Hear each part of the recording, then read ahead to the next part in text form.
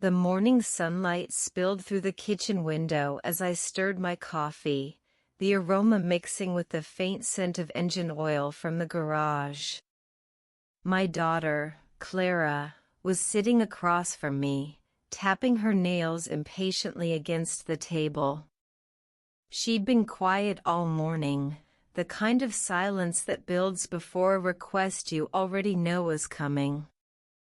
"Mom," she finally said, her voice soft but measured, "can I borrow your car this weekend?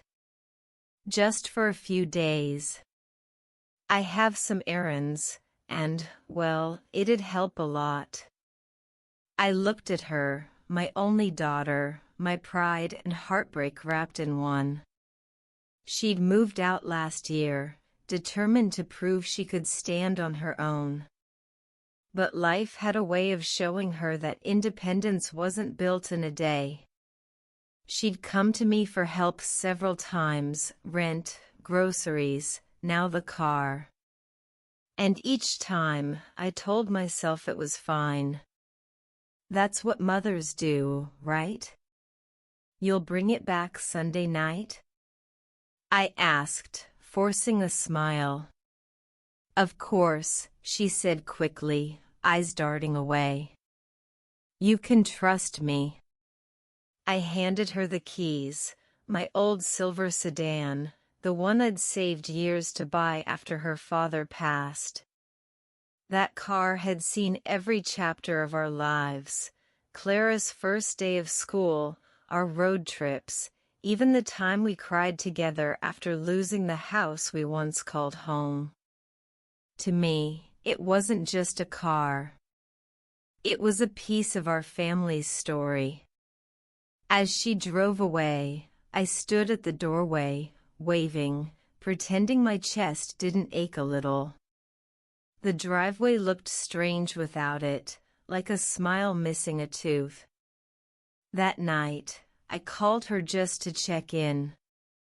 No answer. The next day, I texted. No reply. I told myself she was busy, that everything was fine. But something in my gut whispered otherwise. 3 days passed. Then 4. Still no car. No word. I started walking to the grocery store again, the cold wind cutting through my jacket. Each step felt heavier, not because of the distance, but because of what it meant. I'd given her the car to help her feel free, but somehow, I was the one left stranded, in silence, in worry, and in a house that suddenly felt too big for one person. And deep down, I couldn't help but wonder, had I just given her more than my car? Had I given her my respect, and lost hers in return? By the 5th day, my patience had started to wear thin. I wasn't angry yet, just hurt. I had always believed that respect between a mother and daughter should come naturally, like breathing. But lately, every breath felt like effort.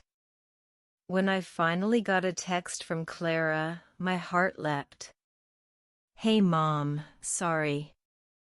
Been super busy. I'll drop the car off soon." Soon. That word stung. Soon was what she said 2 weeks ago when she promised to visit for dinner. Soon was what she said when she owed me money for her phone bill. In Clara's world, soon meant never rush me. That night, I decided to call her again. This time, she answered. "Clara, honey," I said gently, "it's been almost a week. I just need the car for work and groceries. Can you bring it back tomorrow?" There was a pause. I could hear music in the background, people laughing. "Mom, you're always overreacting," she sighed. "I told you I'd bring it back." You don't have to keep calling. It's not like you need the car every day. Her tone was sharp, dismissive, the kind that cuts through your heart before you can even form a reply. I don't think I'm overreacting, I said softly. I just want what's mine back. She groaned. This is exactly why I didn't want to borrow it. You always have to control everything. You don't trust me to handle anything. My mouth fell open. Control? Was that what she thought this was? Clara, I said, trying to stay calm, I trust you. I just... Forget it, she snapped. You're impossible sometimes. And with that, the line went dead. I sat there for a long time, the hum of the refrigerator filling the silence. It wasn't just about the car anymore. It was about something deeper, the widening gap between us that I couldn't seem to bridge no matter how many sacrifices I made. That night, I couldn't sleep. I kept staring at the empty driveway, watching the shadows shift under the streetlights. My heart felt heavier than ever. By the weekend, I'd made up my mind. I wouldn't beg her again. I'd wait, quietly. If the car came back, fine. If it didn't, well, I would find another way to move forward. But somewhere deep inside, a quiet voice whispered something I didn't want to believe. Maybe it wasn't just the car Clara had taken. Maybe she'd taken the last bit of trust one had left to give. 2 weeks passed, and still no sign of Clara or my car. Each morning, I'd peek out the window, half hoping to see it parked in the driveway, the metallic blue shining under the sunlight like it used to. But every day, the space stayed empty, and so did my heart. I tried to distract myself. I tended my garden, made tea, watched the evening news. Yet no amount of routine could quiet the ache that came from being ignored by my own daughter. Then, on a quiet Sunday afternoon, I heard a car pull up. My chest tightened. I looked out the window and saw Clara's familiar silhouette stepping out of my car. Relief flooded me, followed by confusion. She didn't even look at the house. She was on her phone, laughing, her long hair bouncing as she walked. When she finally came to the door, she didn't knock. She just walked in. "Hey, Mom," she said casually, as if everything was fine. "Can you grab the spare key? I think I left my charger inside the car." I blinked, stunned. "You're returning it?" She frowned. "No, Mom. I just need to grab something. I'll bring it back tomorrow." My heart dropped again. "Clara," I said firmly, "we've talked about this. You've had the car for weeks. I need it back. I can't keep waiting." Her expression hardened instantly. "You're being dramatic again. Why do you always make everything about you?" "Because it is about me," I snapped, surprising even myself. "That's my car, Clara. I trusted you with it." She rolled her eyes. "You're unbelievable. This is exactly why I hate borrowing anything from you. You can't let go of control." "Control?" I whispered, my voice trembling. I gave you everything, my time, my savings, my trust. And you call that control? For a moment, her eyes flickered with guilt, but only for a second. Then she grabbed her purse, turned around, and muttered, "You really need to chill, Mom," before slamming the door behind her. The sound echoed through the house like thunder. I stood there, frozen, tears burning in my eyes. It wasn't just disrespect, it was detachment. My daughter wasn't seeing me as her mother anymore. To her, I was just someone to borrow from, to use when convenient. That night, I sat by the window again, staring at the empty driveway under the moonlight. And a painful truth settled deep in my chest. It wasn't just about getting my car back anymore. It was about getting my dignity back. The next morning, I woke up with a heavy heart and swollen eyes. I hadn't slept all night. Every word Clara had thrown at me replayed in my head. "You're too controlling. You need to chill." Was I really being controlling? Or was I just asking for basic respect? I made myself a cup of tea, though it tasted bitter, not from the leaves, but from disappointment. My hands trembled slightly as I scrolled through my phone. Still no message, no call. Nothing from my daughter. By noon, I decided I couldn't keep living in uncertainty. I picked up my phone and dialed her number. It rang 3 times before she answered. "What, Mom?" she said flatly. "Clara," I began softly, trying to keep my voice steady. "I just wanted to ask if you could bring the car today. I need to run some errands, and—" She cut me off sharply. "I told you I'd bring it when I can. Stop rushing me, please. You don't understand how busy I am." I bit my lip. "It's been nearly a month, sweetheart. You said you'd only need it for a few days. I can't keep depending on neighbors to drive me to the grocery store." A sigh came from the other end. "Mom, this is exactly why I didn't want to talk about it. You always turn small things into big dramas. Just let me handle it, okay?" Something inside me snapped. "No, Clara," I said, my voice firm now. "You don't get to talk to me like that. I've done nothing but help you.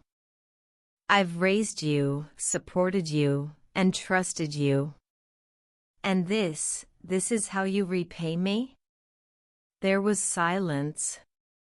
Then, she muttered coldly, "You really need to stop acting like you're the victim all the time." That was the final straw. My hands shook as I hung up. The tears came again, but this time, they weren't just from sadness. They were from anger. From hurt. From betrayal. For years, I'd been patient. I'd been forgiving. But this was the moment I realized something had to change. That afternoon, I called my bank. "Hello," I said to the agent, "I'd like to talk about transferring ownership of a vehicle." As the woman on the line began explaining the process, I felt a strange calm settle over me. Clara thought I was controlling. She thought I had no boundaries. Well, she was about to learn exactly what boundaries looked like. The morning after that call, I woke up with a strange clarity I hadn't felt in weeks. The sun shone through the curtains, warm and steady, as if reminding me, you still have control over your life. I went through my morning routine in silence. Made tea. Fed the cat. And then, I walked outside and looked at the empty spot in my driveway where my car used to be. For a long moment, I just stood there. That car had been mine for 8 years. It wasn't new or flashy, but it was mine. Every scratch, every dent had a memory behind it: road trips, grocery runs, Sunday drives to the farmer's market. It wasn't just a car. It was independence. And I'd given it away to my daughter out of love. I sat down at the kitchen table, took a deep breath, and dialed the dealership number from the notepad. "Good morning, ma'am. How can I help you?" the voice on the other end said. "I'd like to sell my car," I replied calmly. "It's under my name, but my daughter has it. I'll be transferring ownership today." The man explained the details: documents, signatures, ID verification. I wrote everything down carefully. My heart was steady. My decision, final. By afternoon, I visited the bank to finalize the papers. The woman at the counter looked at me curiously. "Are you sure you want to sell it, ma'am? You could just—" "Yes," I said gently but firmly. "I'm sure." When the transaction was complete, I walked out feeling lighter than I had in weeks. It wasn't revenge, it was closure. Later that evening, I messaged Clara. "Dear, I've sold the car. The payment has been transferred to my account. Since you said I was too controlling, I decided to take a step back and let you handle things on your own. I wish you the best." There was no reply for hours. But when she finally called, her voice was panicked. "Mom, what do you mean you sold it? That car was my transportation." I took a slow breath. "No, sweetheart. That car was mine. You said I was too controlling, remember? So, I'm letting go." "Unbelievable," she muttered. "You always find a way to make everything about you." I smiled faintly. "No, Clara. This time, it's about me." After I hung up, I sat quietly on my porch, watching the sunset. For the first time in a long time, I didn't feel like a burden. I felt like a woman who finally stood her ground. Days passed after the car sale, and silence filled the gap between Clara and me. No calls. No texts. Just quiet. It used to bother me.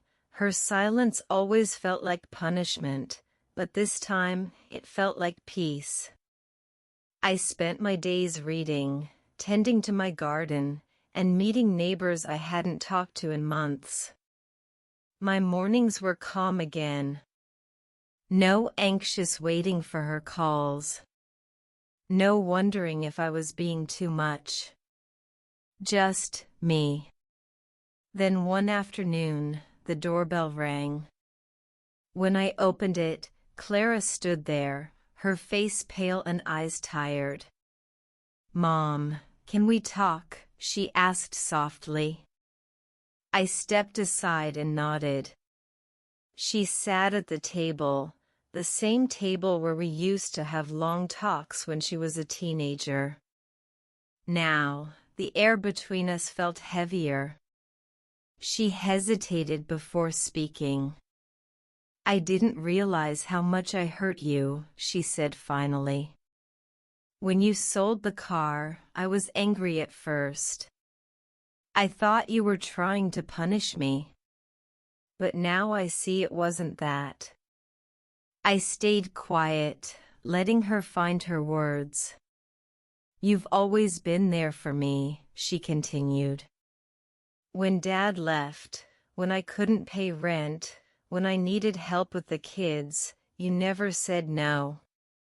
And she swallowed hard. I took that for granted. Tears welled in her eyes. You gave me everything, Mom.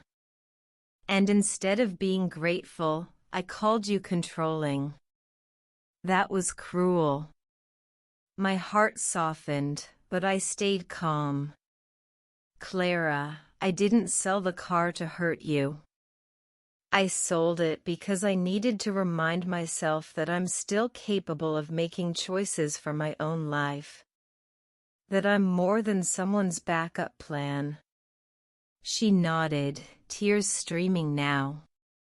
I get that. I really do. I just didn't expect to lose something that made me realize how much you meant to me. I reached across the table and took her hand. Sweetheart, I didn't want to be needed. I wanted to be respected. Clara let out a trembling breath. You are. More than I ever showed. For a long time, we just sat there, no yelling, no defenses. Just quiet understanding. When she finally stood to leave, she hugged me tightly. I love you, Mom, she whispered. I love you too, I said, smiling faintly. As she walked away, I looked around my cozy little kitchen, the same one that had witnessed both heartbreak and healing.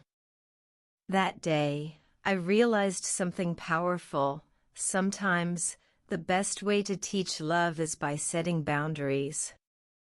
And sometimes, it takes losing something to finally see who's been there all along.